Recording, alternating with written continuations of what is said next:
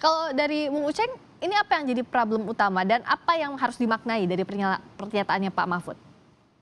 Saya kira, saya sepakat dengan, Bang Arsul ya. Pada dasarnya kalau kita lihat kasus, ya memang ada kasus mulai dari,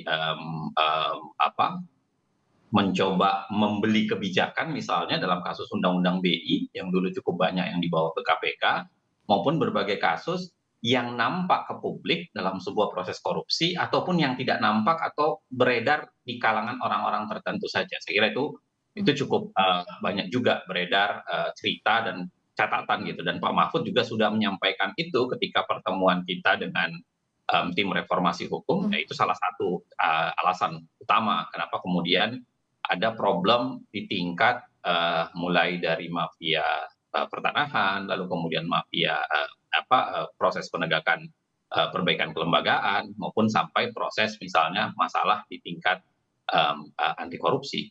Tetapi yang kedua, kita tidak bisa, negasikan, saya kira Pak Mahfud berbicara selaku, Menko Polhukam ya.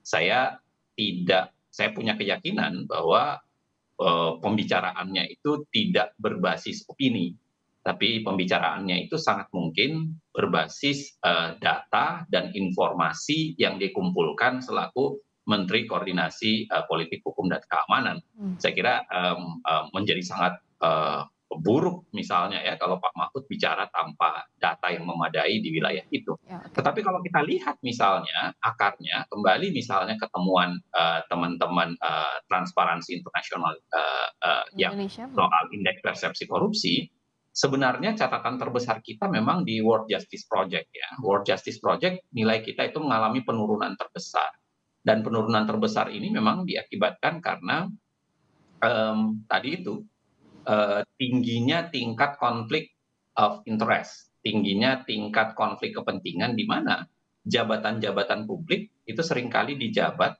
antara pemegang regulasi sekaligus sama pemain gitu, jadi sekaligus mmm, sama pengusaha.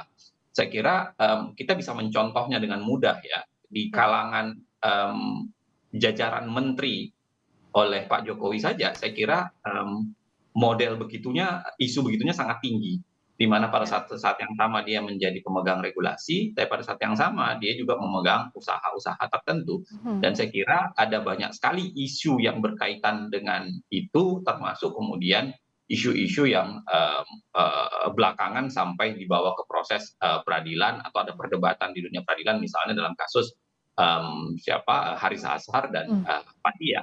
Nah, oke, tapi kalau kita lihat, itu problem terbesarnya. Problem terbesarnya adalah di level itu. Plus pada saat yang sama World Justice Project juga mempotret adalah kelemahan penegakan hukum kita. ya, Saya tidak mau terkotak apakah lebih banyak kasus itu di zaman, ya, Soeharto atau zaman sekarang, karena saya ya, kira risetnya pasti menggunakan metode yang berbeda dan, ada parameter yang beda dan itu nggak bisa disimpulkan dengan ya, mudah.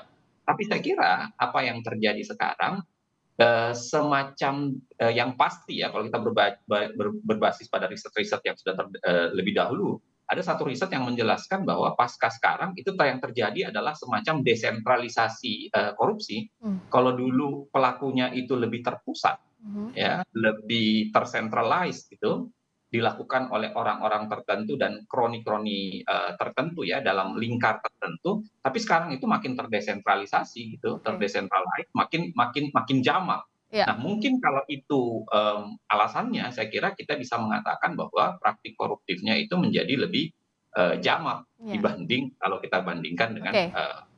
kasus di zaman Orde Baru.